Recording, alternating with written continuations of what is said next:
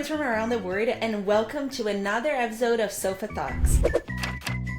This series where we talk about language, linguistics, culture, all in a more informal style, in our sofas, with our blanket. So if you like this kind of video, don't forget to give us a like and to leave a comment in this video, because this really helps us reach more people, and also it helps us know what you guys like so we can make more videos like this. I am Aglaya, the founder of Unbounded Education. I'm a pedagogue and a linguist. And I'm Griselle. I'm an English educator at Unbounded Education and a linguistics specialist. In this video, we will be talking about English colloquial expressions. So these are expressions that people really say a lot, but they're not very apparent of what they're actually describing. They don't have the literal meaning, is not the actual meaning that they were trying to convey, and they're very informal. Exactly. So it's not the type of thing that you're going to be saying in a job interview or at a more formal situation, but that you will hear a lot on day-to-day communication. So let's start learning. So the first expression on the list is when it rains, it pours. So when it rains, it pours. It's actually a kind of sad expression, because we're talking about when something bad happens to someone, a series of other bad things are also going to happen, or also happen kind of like following the first bad situation. So let's say someone just got fired from their job. And then the next day they find out that their house just burned down, and then their wife divorces them, and then their cat dies, and then it's just like a series of terrible things. So you say when it rains, it pours, in the sense of like when one bad thing happens, a bunch of other bad things happen. Yeah. So the second expression is when you say that someone or something pisses you off. Yeah, it's just another way of saying you're getting me mad, or like something is getting me mad, but it doesn't have this, like, it's very informal. Yeah. Like you wouldn't say at like during a job interview, like, one of my coworkers is pissing me off. Yeah. Like, Yeah, it's also a little bit rude, right? So you only say it when you're with your friends or in a very, very informal situation, and it is a little bit rude if you're saying it directly to someone. I feel like you don't say like, oh, you piss me off. Like that's kind of aggressive a little bit. So you say it like, oh my god, my dogs are pissing me off. Like, okay, but it really means like they really annoy you, right? It's something that really annoys you, that makes you mad and irritated. Yeah. Yeah. Next is show you the ropes. This one I learned very recently what it means, because I didn't know this expression. And it just really means like introduce you to something. So for example, someone gets hired to a job and I'll show them the ropes. So I'll show them how the job is done and like what they need to do, what information they need to know.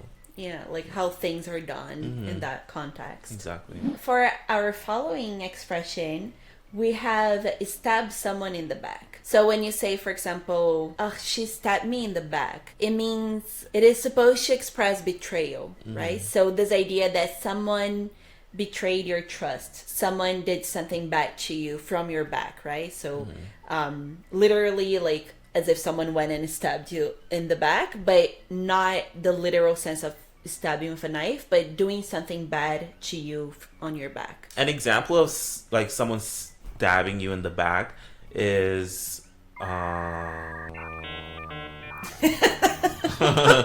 So let's say you have a boyfriend and your best friend in the world, she starts dating your boyfriend behind your back. It's a big betrayal. So you can say like, oh my gosh, she stabbed me in the back.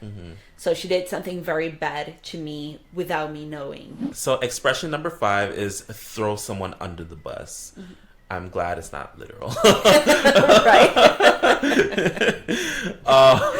Yeah, that would be pretty bad. Exactly. To throw someone under the bus is basically just to put the blame on them.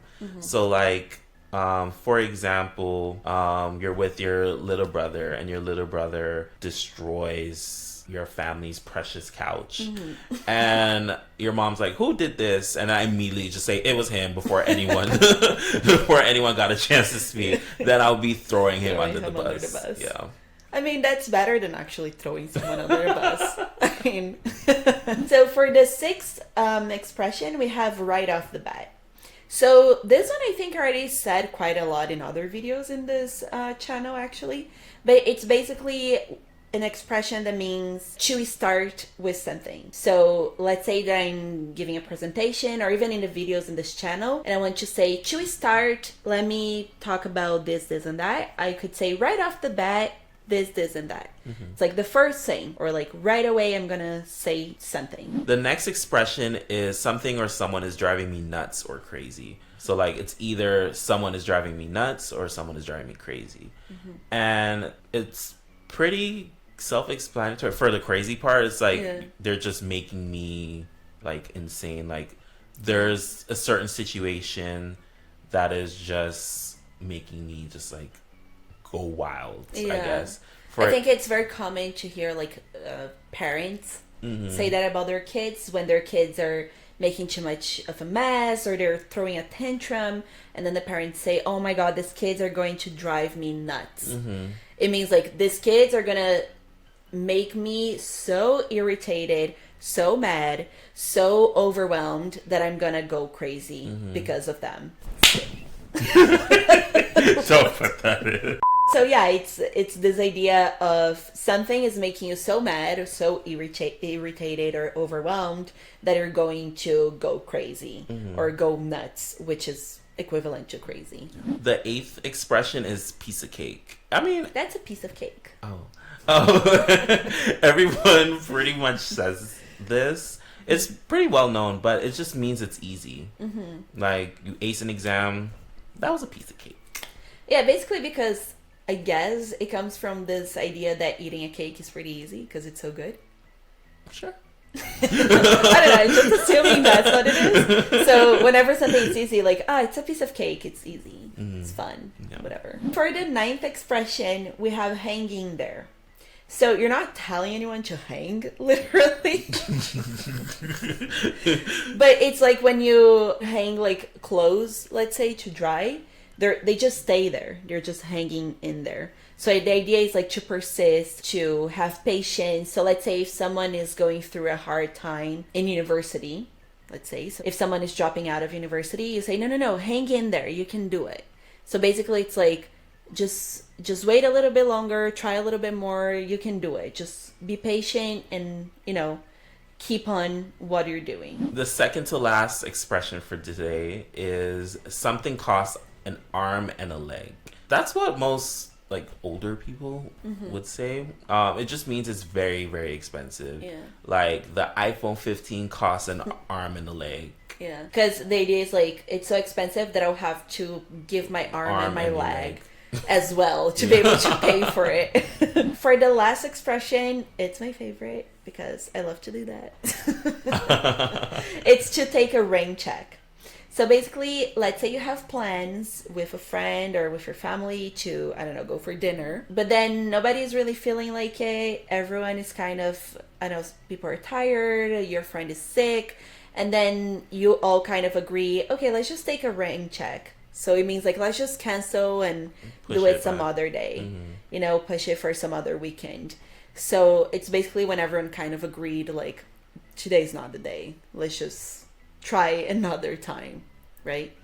Yeah, I love that. So that's all we have today, but we will have a future video about some additional expressions because I feel like if you're learning English, a lot of these expressions are not self-explanatory. Yeah, and there are so many. Exactly. So many expressions. So if you like videos like this, be sure to give us a like and leave a comment down below. We will have an upcoming video about 15 expressions, colloquial English expressions, that are commonly used as well. So we hope this video has been helpful in your English language learning journey.